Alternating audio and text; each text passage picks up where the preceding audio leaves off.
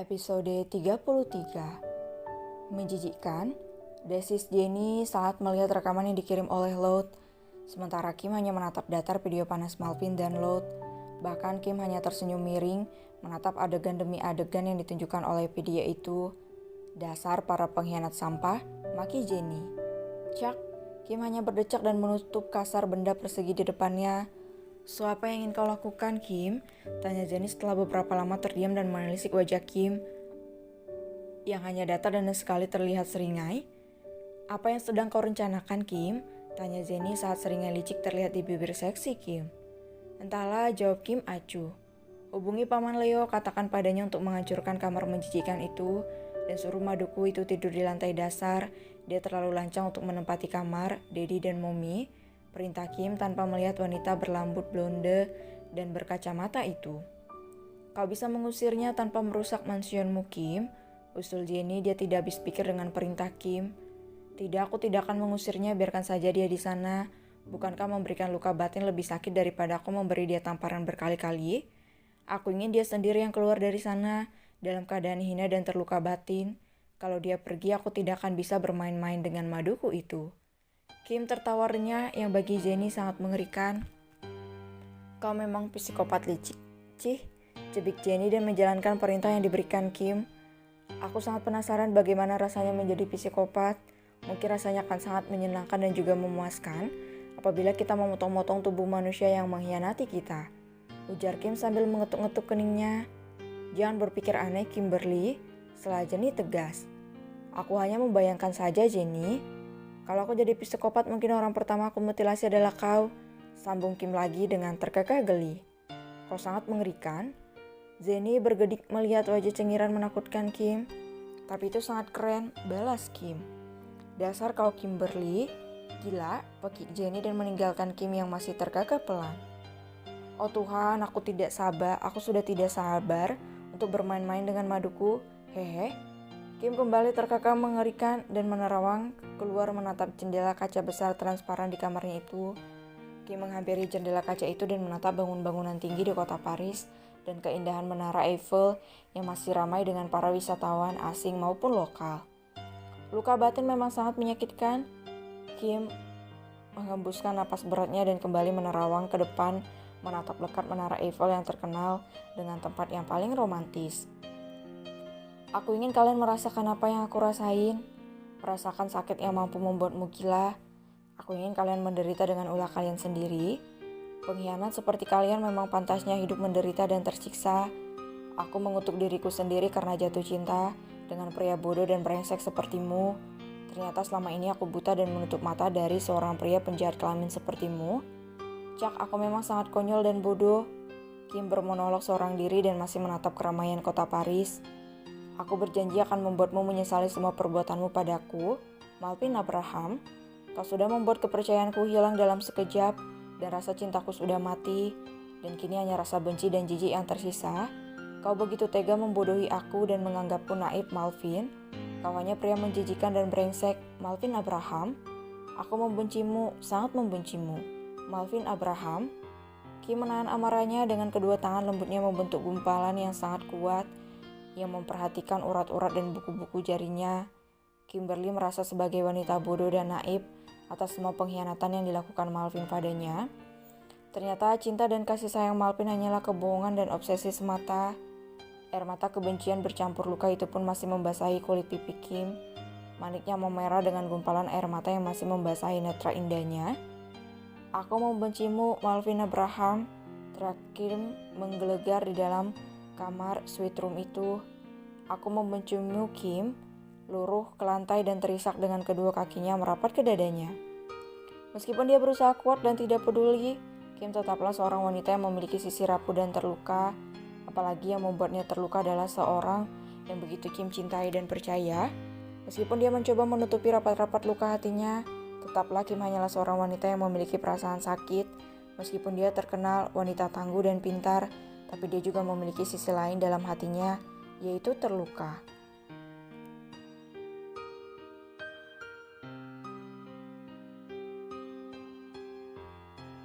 Episode 34. Pagi sudah menyingsing tinggi dan cahayanya telah memasuki setiap sela-sela jendela dan gorden. Dua sejoli yang sedang tertidur dengan nyenyak saling berpelukan, tak terisik sedikit pun oleh cahaya matahari yang masuk melalui celah jendela. Buk, buk, suara nyaring dan suara mesin menghancur berhasil mengusik tidur nyenyak pasangan suami istri itu. Buk, terdengar lagi suara hantaman benda yang berusaha membongkar sebuah bangunan, dan suara mesin penghancur itu terdengar nyaring.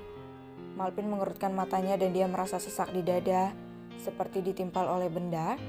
Dengan perlahan Malvin membuka matanya dan dia meringis saat kepalanya terasa berdenyut sakit. Malvin mengerahkan tangannya untuk memijat keningnya yang sakit dan dia meraba dadanya yang terasa berat dan sesak. Malvin membuka matanya lebar-lebar saat dia menyadari kalau Lot sedang berada di dadanya. Malvin menyingkirkan kepala Lot dari dada bidangnya. Dia lalu bangkit. Betapa terkejutnya Malvin saat melihat kondisinya yang sedang polos. Tanpa selai benang pun begitu juga dengan Lot. Malvin mengeram frustasi. Dia mengusap wajahnya kasar dan memaki dirinya sendiri. Apa yang kulakukan? Desisnya dan menatap Lot yang masih tertidur nyenyak. Oh Tuhan, aku mengingkari sumpahku lagi. Malvin mengeram tertahan. Buk. Malvin menyengit dan menajamkan pendengarannya saat mendengar suara hantaman keras dan sebuah suara mesin penghancur. Buk, tiba-tiba suara itu terdengar makin nyaring. Malvin bangkit dan meraih celananya yang terdapat di lantai. Malvin menghampiri suara itu yang berasal dari luar. Dengan langkah cepat dan penuh penasaran, Malvin mendekati suaranya semakin terdengar jelas. Suara apa itu? Gumamnya bertanya pada dirinya sendiri. Sementara Lot masih nyenyak dan tidak terusik sama sekali dengan suara-suara ribut. Celek. Malvin membuka pintu kamarnya dan betapa terkejutnya pria tampan itu saat melihat beberapa pria asing yang sedang berusaha membongkar dinding kamarnya. Apa yang kalian lakukan? Pekik Malvin dan menyoroti para pria yang berusaha menghancurkan dinding kamarnya bersama Kim. Para tukang itu pun menunduk dan menyapa Malvin. Katakan apa yang kalian lakukan? Bentak Malvin. Kami sedang menjalankan tugas Tuan yang diperintahkan oleh Tuan Leo, sahut salah satu di antara mereka. Tugas? Malvin membeo. Iya, tugas untuk menghancurkan kamar ini, Tuan, sahut para pekerja itu lagi. Menghancurkan kamar? Malvin bertanya bodoh. Iya, kami diperintahkan oleh Tuan Leo, jawab pria itu lagi. Malvin yang kebingungannya itu pun memanggil kepala pelayan setia Kim. Paman Leo, teriak Malvin. Dengan berlari tergopoh-gopoh, Paman Leo mendekati suami Kim yang sangat tidak sabaran itu. Iya, Tuan, ujar Paman Leo. Kenapa kamar milikku dan Kim dibongkar? Malvin menyipitkan matanya dan menyoroti kepala pelayannya itu. Katakan Paman Leo, kenapa sanak jidatmu menyuruh mereka menghancurkan kamarku? Geram Malvin dan menatap pria tua itu. Katakan Paman Leo, bentak Malvin saat pelayan itu hanya terdiam. Lot muncul dari arah kamar dengan lilitan selimut di tubuhnya. Ada apa sayang, kau ribut sekali mengganggu tidurku saja. Apa kau lupa, kamu buat tubuhku sakit semua? Lot berucap dengan tatapan ke arah Paman Leo. Dia ingin memperlihatkan statusnya di mansion ini. Diamlah Lot, bentak Malvin frustasi. Dasar manusia-manusia sampah, ejek Paman Leo dan tersenyum sinis pada Lot. Ini semua adalah perintah Nyonya Kim, Tuan, ungkap Paman Leo. Kim? Tanya Malvin untuk memperjelas pendengarannya. Iya Tuan, ini semua perintah Nyonya Kim. Saya diperintahkan untuk membongkar kamar laknat ini dan menghancurkannya, Tuan, sambung Paman Leo yang membuat Lot dan Malvin terkejut. What? Pekik, Lot terkejut. Membongkar kamar mewah ini? Apa wanita itu gila? Ingin membongkar kamar mewah dan indah ini? Katakan padanya kalau dia tidak ingin memakai kamar ini biar aku saja menempatinya bersama Malvin. Terlihat senyum licik Lot. Tapi ini sudah perintah Nona Kim untuk menghancurkan kamar ini agar terbebas dari kutukan, ujar Paman Leo tenang dan tegas. Apa maksudmu, Kau kira aku adalah seorang pendosa? Teriak Lot karena merasa terhina dengan perkataan Paman Leo. Dasar pelayan tua sialan, maki dan bentak Lot. Diamlah Lot. Malvin menyela ucapan wanita di sampingnya. Katakan padaku apakah Kim akan kembali? Malvin bertanya dengan wajah sumringah. Iya tuan, jawab Paman Leo pendek. Anda diperintahkan tidak menempati kamar itu, Nona Lot. Paman Leo menatap Lot dan menyampaikan pesan dari Kim. Apa maksudmu, ha? Teriak Lot. Pesan Nona Kim, Anda boleh tinggal di mansion beliau, tapi Anda harus tinggal di kamar tamu yang berada di lantai dasar, dan Anda dilarang menginjakkan kaki Anda di area sini, ucap Paman Leo tegas. Tidak bisa, aku tidak akan pindah di lantai dasar dan tidur di kamar tamu yang sempit. Lot menolak dan tidak terima dengan keputusan Kim.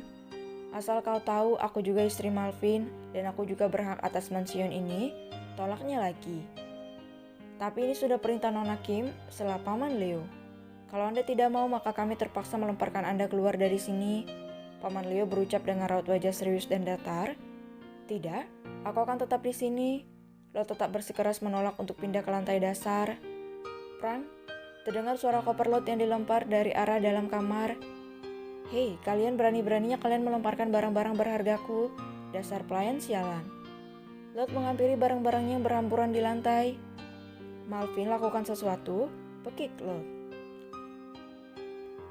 Malvin tidak mempedulikan Lot yang berteriak-teriak dan memaki para pelayan. Malvin hanya memikir kedatangan Kim.